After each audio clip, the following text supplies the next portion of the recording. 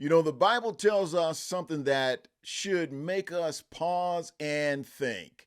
Hebrews 13:2 says, "Do not forget to show hospitality to strangers, for by so doing, some people have entertained angels without knowing it." That means not every encounter is ordinary. Not every stranger is just a stranger. God can move in ways we don't recognize at that moment.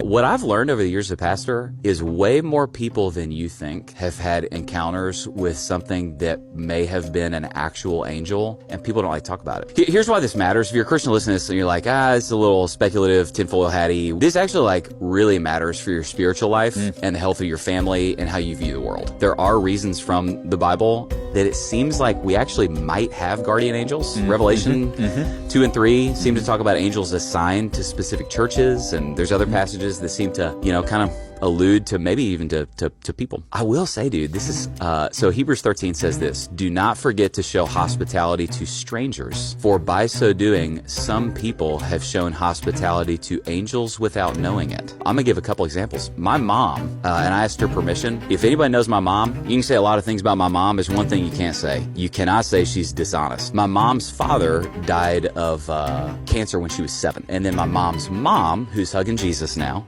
had a very significant mental breakdown. Her and her siblings ended up with other families. They were raised by other families. Well, I'm just going to read. I asked her to send me a synopsis. I'm going to read this to you. "While I was treated very well in my present situation, I missed my mom and felt that she needed us, so my heart was torn. One night, I went to sleep with a heavy heart, praying and asking God that the right direction for us would be made known in the courtroom. The next morning, I awoke and my bedroom was filled with what I can only describe as a brilliant light. At the foot of my bed, there was a dazzling white figure, clothed in what seemed to be a flowing white robe, seated at the foot of my bed. I sat up to see the figure better, and it immediately fled through my bedroom wall. I was left with a powerful sense of peace that God had heard my prayers."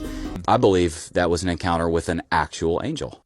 Revelation chapters 2 and 3 remind us that Jesus sees, knows, and walks among his churches. Nothing escapes his attention. So we should always stay spiritually alert, humble, and discerning. Let me ask you this. Have you ever had an encounter that made you stop and wonder, was that more than just coincidence? Sometimes God sends messages in unexpected ways, and sometimes we don't realize it until later. What are your thoughts?